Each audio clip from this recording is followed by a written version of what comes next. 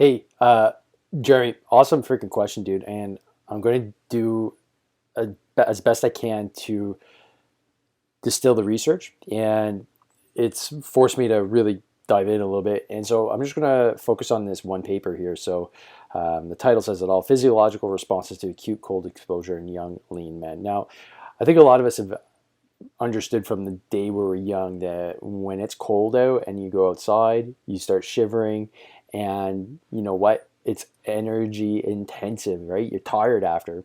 And I think most of us understand as well that intuitively you're probably burning fat, but here's the research to kind of get into the nitty gritty. So you mentioned, obviously, that you take cold baths, cold showers, and want to know kind of what the health benefits were. Now, obviously, I've been going down that path as well, and just trying to see what benefits I can get from what's called cold-induced thermogenesis.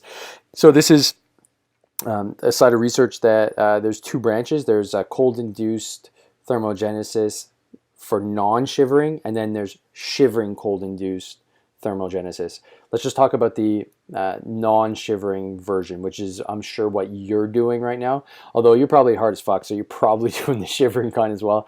But for all intents and purposes, what the research is showing is, from this paper at least, that you're looking at almost a 76% increase in fat oxidation during a 30-minute window. So if you're doing it for 30 minutes, man, you're hard as fuck. But on top of that, most of your gains are in that 30-minute window before you start shivering. There's a whole other effect that happens when you start shivering, but a lot of the benefit comes before that shivering occurs. Now, they used a cooling vest in this case, but if you're using cold water, same effect, may even be faster.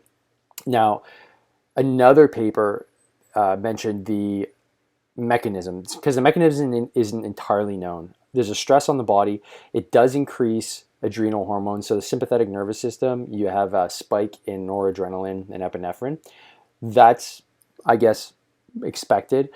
But what happens is there's a growth factor, a protein that helps the increase of, or the production of mitochondria. Now, if you remember the grade 9, grade 7 high school science, mitochondria are the energy factories of your cells. If you have more of them, or if they're bigger, you're going to end up producing more ATP, which is your energy molecule. It's adenosine triphosphate, because that's what the mitochondria does through the Krebs cycle. So that's your biology lesson, your cell biology lesson for the day.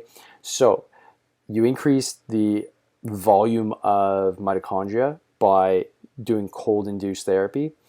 And then on top of that, you increase your fat oxidation while doing it. So you have a 1-2 punch there, it seems, for just shedding fat as quickly as possible. So, with that being said, are there any other factors that you can improve that fat thermogenesis? Sure. I mean, if you combine that with intermittent fasting, which has been shown to increase growth hormone, testosterone, and fat oxidation, do that.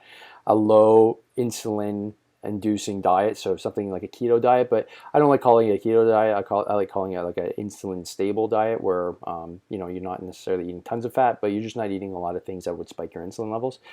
Again, that would be all part of the whole game of trying to reduce your insulin levels, but also increase fat metabolism.